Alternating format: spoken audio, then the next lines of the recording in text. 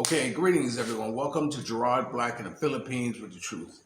I'm going to welcome you to my channel, all my peaches, triggers, lovers, haters, commenters, scallywags, lovers, each and every one of you. I welcome you to my channel.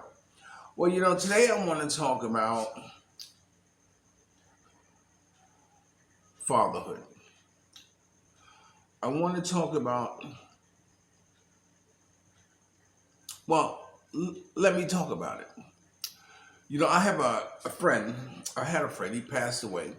Um, I talked about him a few times, Tommy. And he had a son. His son is, I think, 12 years old or 13 years old or somewhere along there like that. But wait. Let me rewind and go to the backstory. When I was coming up, when I was like about that age, 12, 13 or whatever, I used to live on 75th and between Amsterdam and Columbus and Manhattan. And my brother and I, we used to hang out at Riverside Park. We used to hang out with Joanne Woolwork's kids, Paul Newman kids, and that whole scene. There was a posse of us. There was Rayfield, he was tall, redhead. Girls loved him. There was Mel. Mel was a brother. He was so black. He was the true Nigerian color. But Mel had an unusual body. He had really long arms. He kind of looked like a chimpanzee, but he could play basketball. Mel was awesome and could dunk for as short as he was. There was Daryl. Daryl was a little short guy. Let me see who else was there. There was Jose. There was Pete. Pete was the junkie. You have a junkie in your crowd. So we heard that you can get high off of catnip. So one time we were all in the bathroom, and someone had went and got one of these rats with catnip in it. So we had cut it open there and was trying to roll catnip into a joint. And a cop came in, and the cop said, "What you got?" And he opened his hand, and it was this toy rat that was cut up with catnip. And the cop laughed at us and said, "Get out of here." And there was Rick. Rick was, free spirit, a lot of people didn't too much like him because of his mouth. He was very sarcastic, say awful things. I remember this one girl. Her name was Debbie Cosmeyer. I love Debbie. Oh my God! I used to see Debbie after school. She used to go by the boat basin on Riverside, and she used to practice her flute. And I used to sit with her, and while she practiced, it was just a lovely. She was a year or so older than I was, but I was attracted to her. There was Fran. Fran was another little girl, and Fran had this unusual habit that whenever she saw someone in a mink coat, fur coat, she had to go touch the fur. So she would cross Broadway or cross wherever it was just to touch the fur. That's Fran. One time I got so drunk on Broadway and I was throwing up because at that time I was carrying around a quart of vodka in my trumpet case. I left my trumpet home and was drinking. And when I came through, I came to in Debbie's lap, and it was such a wonderful thing. But anyway, I digress. I'm talking about Rick. Rick had invited me to his house, and I went to his house and everything. And it was the first time I saw a very old man with a young son. And Rick, like I said, he was around 12, 13, 14, somewhere around there. He might have been a year or so older than I was. But his father was like bedridden. He would shout out commands at Rick while he was in the house. And Rick had a beeper on one of the very first times I ever saw these things, that when his father needed, he would push the button and it beep, and Rick knew he had to come home. So anyway, but Rick had all these magazines all over his house. And the magazines were Mad Magazine. And it turned out his father was one of the editors for Mad Magazine. So that's how I got hooked into Mad Magazine, because I had an abundance of Mad Magazine to look at, Spy versus Spy, or the whole works and everything. And the fold up in the back, and when you put another picture together, it was a heaven. And But it was the first time, I realized, even at that age, that his father couldn't do anything with Rick. He couldn't run with him. He couldn't jump with him. He couldn't, he literally could not do nothing. Rick was on his own. So fast up to my having my kids, I lost my kids when I was uh, I was sober for a year, and I was going to meetings, and all my checks at that time were made out to Diana, the mother of my kids, because that was the agreement that I had with my employer, was to give her the checks, make them out to her name, and she can do it. She can take care of the business, keep our family whole. And that's what we did. We did that for over a year or so. And then finally in the meeting, they told me, they said, Gerard, you're not you're really, you're really not, taking care of your own business because your checks are being made out to your wife, or the mother of your kids and all that. So I said, okay, well, I feel strong enough. So I told my employer, I said, no longer will you make checks out to my girlfriend's name, or the mother of my kid's name, make them out to mine. And he said, you sure? I said, yes, I'm sure.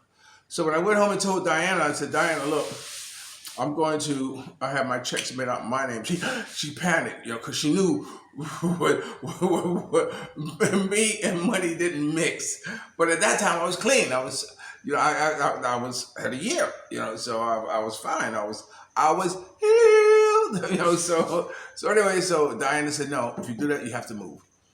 So I said, fine. So I got an apartment right around the corner from where we lived, and everything. And I used to have my daughters on weekends and all that stuff like that would happen.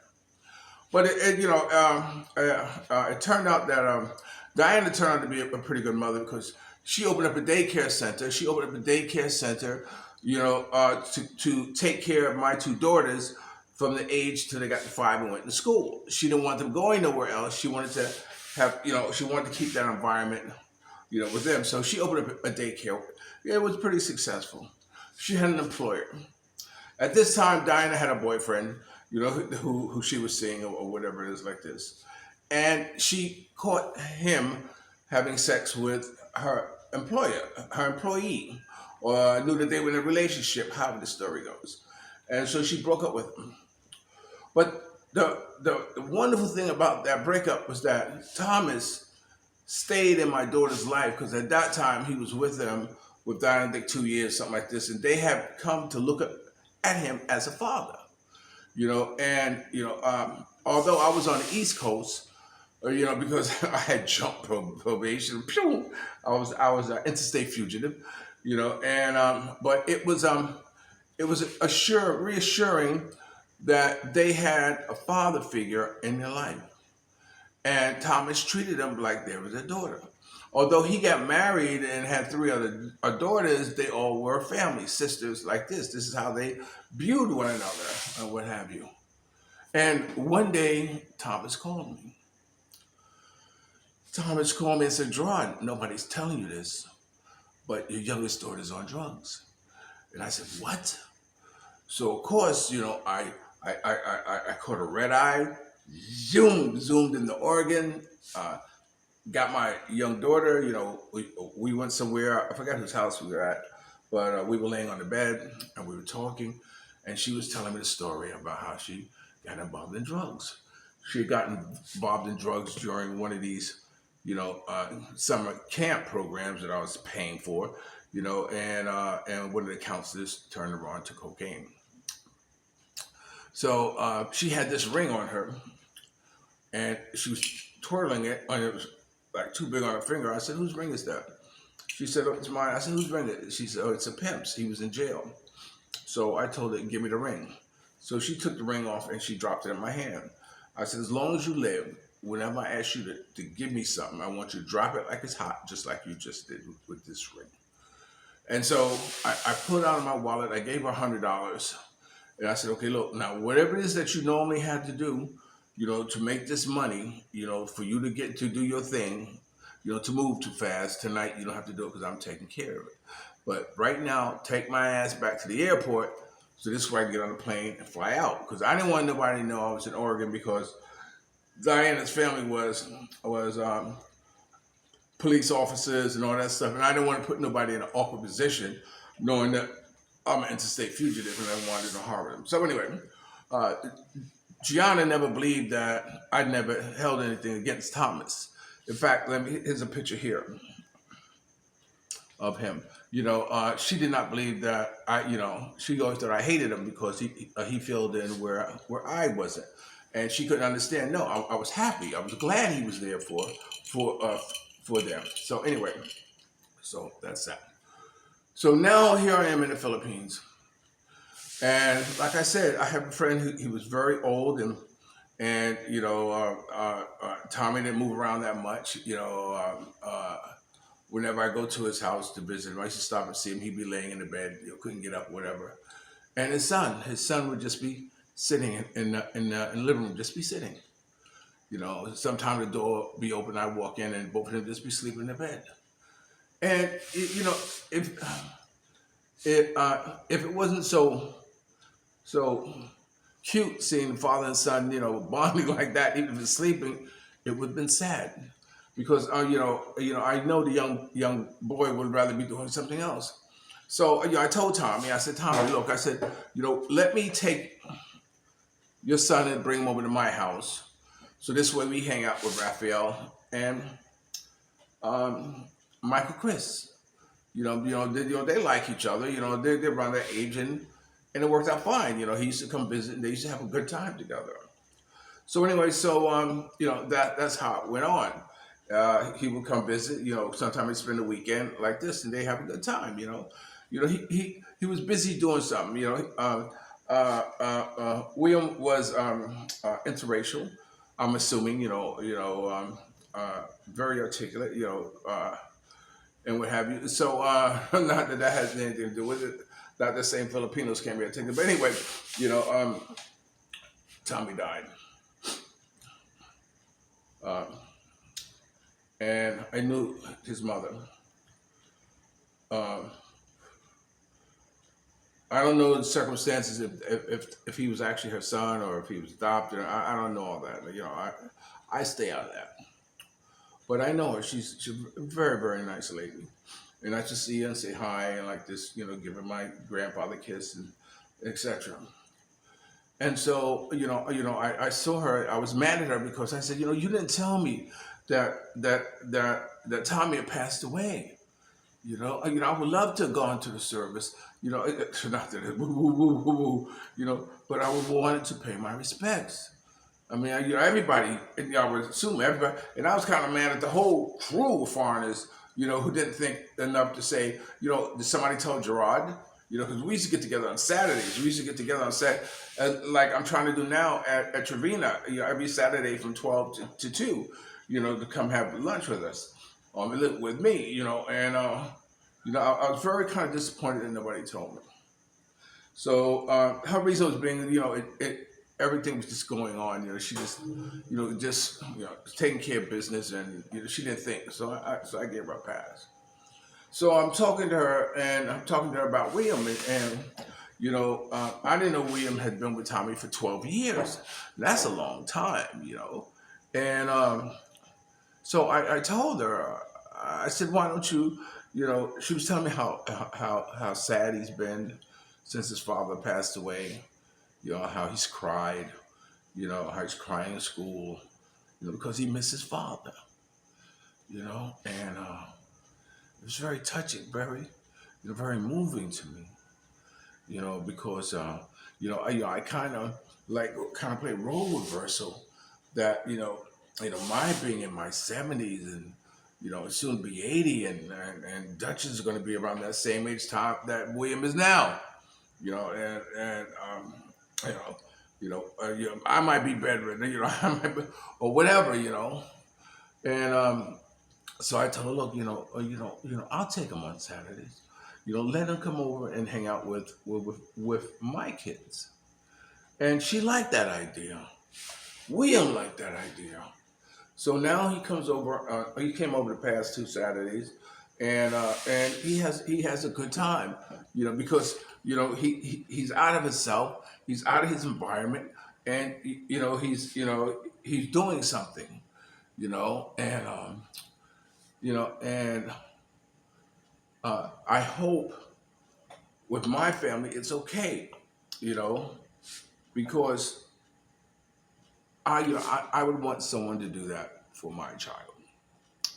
You know, if there's someone who I was bonding with, or who has a son or daughter, and I passed away, that adult would look at her and say, "Look, come, you know, you know, you know, we know your father, and be there to offer that support."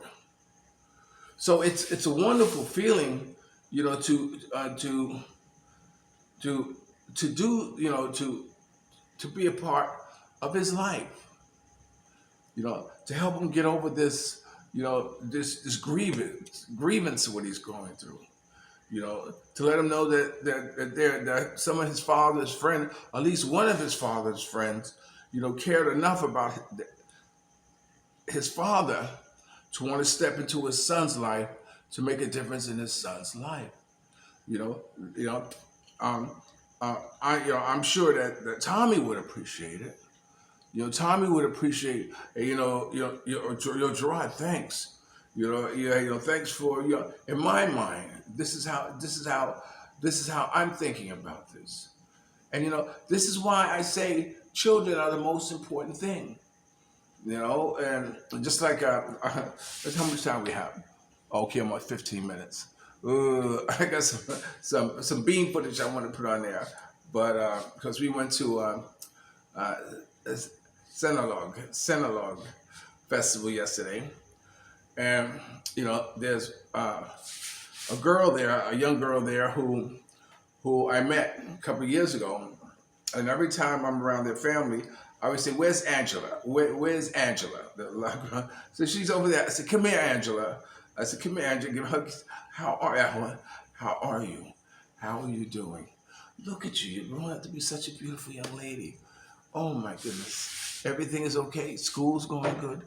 And I like to have that one-on-one, interaction with them, because, it's about letting them know that someone taking an interest in them, in their lives. So I'm happy, I'm happy to do that for William. But I want to make sure that I'm not infringing on, my boys' life, because I know I have to sit down and have that talk with them, although it didn't, you know, come up any time at all, about him coming over and visit, but I have to involve them in my decision, to want to, have him over, also on weekends, so he can hang out and explain to them the situation that he has nobody now. He had nobody but his father. And I'm sure he had friends when he visited his mother or whatever like that. But she so happy. So yesterday she said, "Thank you, thank you, thank you." Yeah, sure, sure. All right. So if you can get a chance to make a difference, or there's a lot of if you look around, a lot of foreigners, there are a lot of old foreigners, who got kids, who you know will you step in? You know, you know. I know I will, and I have. All right. This is Gerard Black in the Philippines with the truth. Remember, dreams are nothing more than plans awaiting action. Never disrespect the elderly. Always pull someone up. And sometimes you're the only one to see your vision. And the best revenge in life is to live good. I'm living good today. As the Philippines number one soul brother. And I hope you are too. And if you're lucky enough to have a woman like Ollie Woodson said, treat her like a lady. And ladies, if you're lucky enough to have a good man like me, make him feel like a king.